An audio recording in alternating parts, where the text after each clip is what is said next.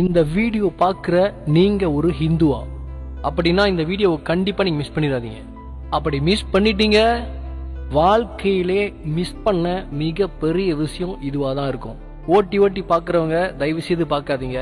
கடவுள் மேல நம்பிக்கை இருக்கிறவங்க, ஒரு உண்மையான ஹிந்துவா வாழணும்னு நினைக்கிறவங்க, சிவனை தன்னுடைய முதல் தெய்வமா நினைக்கிறவங்க, விஷ்ணுவை கும்பிடுறவங்க, முருகன், விநாயகர் இப்படின்னு இந்து கடவுளை கும்பிடுற அத்தனை பேருமே கண்டிப்பா பாருங்க, கடைசி வரைக்கும் பாருங்க. என்ன இவ்வளவு பில்டப் கொடுக்குறேன்னு பாக்குறீங்களா? எந்த விஷயத்தை பத்தி நீங்க பேச போறோங்கிறத பொறுத்திருந்து பாருங்க. நீங்க மதத்தால் ஒரு ஹிந்து, ஆனா நீங்க உங்க மொழி என்ன வேணாலும் பேசலாம். தமிழா இருக்கலாம், மலையாளமா இருக்கலாம், தெலுங்கா இருக்கலாம், இல்ல மற்ற மொழியா கூட இருக்கலாம். ஆனா நீங்க மதத்தால் ஒரு ஹிந்து. இதை உங்களுடைய மூத்தவர்கள் பெரியவர்கள் சொல்லிதான் உங்களுக்கு தெரியும். நீங்க இப்ப கடைப்பிடிக்கிற கலாச்சாரத்தை வச்சுதான் நீங்க புரிஞ்சுக்குவீங்க நம்ம ஒரு ஹிந்து அப்படின்னு, சரிங்களா? ஆனால் யாராவது இந்த ஹிந்து அப்படிங்கிறதுக்கு என்ன விளக்கம், அது என்ன பொருள் அப்படின்னு விளக்கம் சொல்லியிருக்காங்களா? எத்தனையோ 1000 ஆண்டுகள் ஆன பிறகு இப்ப நம்ம எத்தனாவது ஆண்டுல இருக்கோம்? இவ்வளவு காலங்கள் ஆகி கூட இதற்கான விளக்கங்கள் யாரும் சொல்லல. ஏன்னா அதற்கான கேள்விக்கான பதில்கள் எங்கேயுமே கிடைக்கல. அதற்கான பதில்கள் எல்லாமே குழப்பம். வெளிநாட்டுக்காரன் நம்மளுக்கு வச்ச பேர் தான் ஹிந்துன்னு சொல்லி பல பேர் நம்பிக்கிட்டு இருக்கீங்க. இன்றையோடு அதை முடிச்சிருங்க, மறந்துருங்க. உலகத்துக்கே பாட சொன்ன ஒரு மதம், உலகத்துக்கே பண்பாடுகளை கற்றுக் கொடுத்த ஒரு கலாச்சாரம், அதற்கு வெள்ளக்காரன் பேர் வச்சான் நம்மளுக்கு இந்து அப்படின்னு சொன்னா இதை ஒரு மானம் கெட்டது எங்க இருக்கு நீங்க சொல்லுங்க? அதாவது எல்லாமே நம்ம கிட்ட இருந்தோம், நமக்கு பேர் வச்சது வேற ஒருத்தன், அதாவது வேறொரு மதத்துக்காரன், வேறொரு இனத்துக்காரன் அப்படின்னு. இதுக்கு மேல நம்பாதீங்க. சரி, ஹிந்து அப்படிங்கிறதுக்கு விளக்கங்களை கொடுத்துக்கிட்டே போறேன், மிக மிக சுருக்கமா கொடுக்குறேன். தயவு செய்து ஸ்கிப் பண்ணாதீங்க.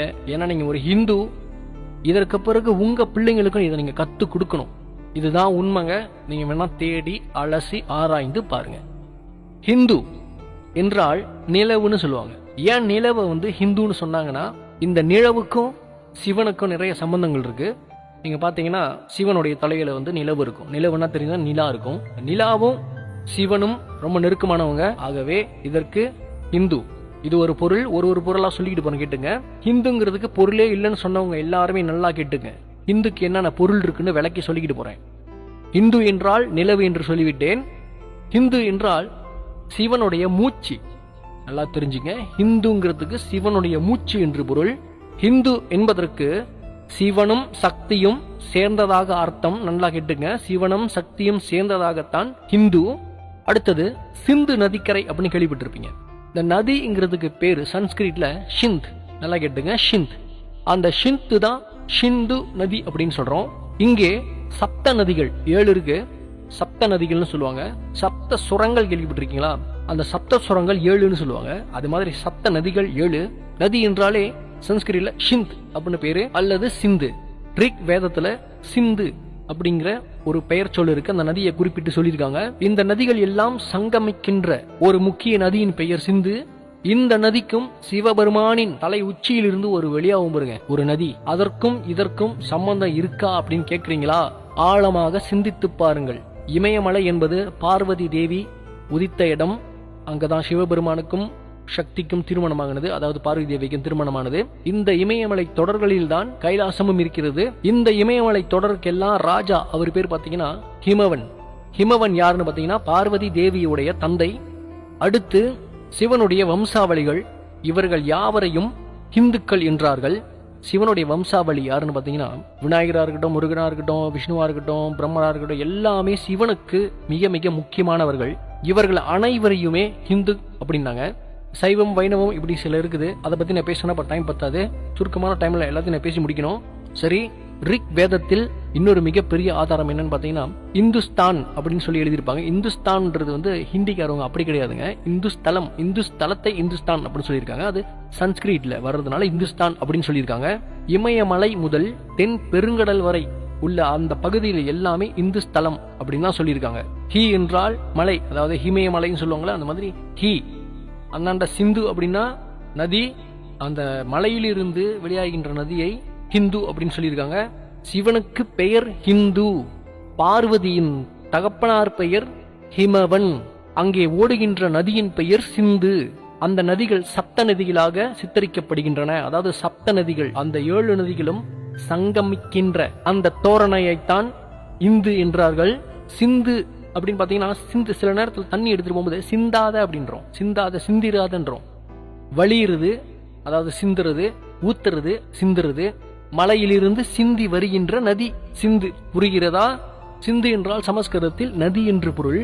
ஆனால் சிந்து நதியையும் இதை குறிப்பிட்டு சொல்லியிருக்கிறார்கள். நல்லா தெளிவா புரிஞ்சுங்க. எல்லா நதிகளுக்கு பேருமே சிந்து. ஏன்னா மலையிலிருந்து அது சிந்தி வருது, சிந்தி வருகிறது, அதனால சிந்துன்னு சொல்றாங்க நதியை. குறிப்பிட்டு சிந்து நதி என்ற பெயர் கொண்ட ஒரு நதியும் இருக்கு. அது எல்லாமே இமயமலையில் உள்ளது.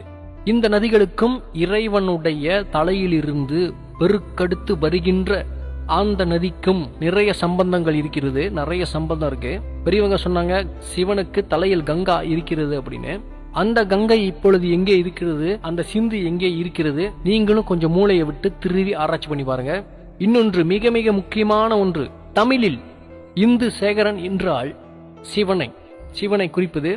இந்து சேகரன்னா சிவன், இந்து சீகா மணி அப்படின்னா சிவன், இந்து சீகா மணி அப்படின்னா சிவன். இறுதியாக இந்துங்கிற சொல்லுக்கு மிக பெரிய ஒரு விளக்கம் என்ன தெரியுங்களா? கருணை. அந்த கருணையின் பெயர்தான் அன்பு, அன்பின் பெயர்தான் சிவம், சிவத்தின் பெயர்தான் அன்பு, சிவத்தின் பெயர்தான் கருணை. அதனாலதான் பெரியவங்க அன்பே சிவம்னு சொன்னாங்க. புரியுதுங்களா? இப்ப இதற்கு மேல் யாரும் இந்துங்கிற சொல் நம்மளுடைய சொல் கிடையாது, இந்துக்கும் தமிழர்களுக்கும் சம்பந்தம் இல்லை அப்படின்னு சொன்னீங்கன்னா அது உங்களுடைய தனிப்பட்ட கருத்து. ஆனா இப்ப நான் சொல்லிக்கிட்டு இருக்கிறது பொதுநல கருத்து. அது உங்களுடைய விருப்பம். ஆனால் உண்மையாகவே சிவனை வழிபடுகின்றவர்கள் அத்தனை பேருமே இந்துங்கிறது சிந்து நதிக்கரையை குறிப்பிடுது. அந்த நதிக்கும் சிவன் தலையிலிருந்து பெருக்கெடுத்து ஓடுகின்ற நதிக்கும் சம்பந்தங்கள் இருக்கின்றன. இந்து என்பது நிலவாகும். இந்து சேகரன் என்றால் சிவன், இந்து சீகாமணி என்றால் சிவன், இந்து என்றால் கருணையாகும், இந்து என்றால் சிவனின் மூச்சாகும், இந்து என்பதே அன்பே ஆகும். இதுவரை இதை யாருமே சொல்லல. நீங்க யூடியூப்ல தேடி பாருங்க, எங்க வேணாலும் தேடி பாருங்க, இதை பத்தி யாருமே சொல்ல கிடையாது. ஏன்னா யாரும் அந்த அளவுக்கு ஆராய்ச்சி பண்ணதே இல்லை. இன்றைக்கு இந்த உண்மையை நீங்க வெளிப்படுத்தலனா, இதை கொண்டுட்டு போய் சேர்க்கலனா, வருங்காலத்துல இந்துங்கிற சொல்லும் இருக்காது, இந்துங்கிற மதமே இருக்காது. பல பேர் போராடிக்கிட்டு இருக்காங்க அந்த இந்துங்கிற மதத்தை அழிக்கணும்னு. அதுல முக்கியமா வேற யாரும் கிடையாது, நம்ம ஆளுங்களே இந்துவை அழிக்கணும்னு வெறி கொண்டு இருக்காங்க. இதை கேட்டுட்டு அவங்க வெக்கப்படணும். என்னத்துக்கு வெக்கப்படணும்னா, இந்துங்கிறது சிவனா அப்படிங்கிறது இன்னைக்கு அவங்களுக்கு தெரிஞ்சிருக்கும், இந்துங்கிறது கருணையா அப்படின்னு அவங்களுக்கு தெரிஞ்சிருக்கணும். சப்த நதிகள் அத்தனையுமே சேர்ந்ததுதான் இந்த ஹிந்து. இதையும் ஞாபகத்துல வச்சுக்குங்க. இன்னும் ஹிந்துக்கு எவ்வளோ விளக்கம் தர முடியும் ஆதாரபூர்வமாக.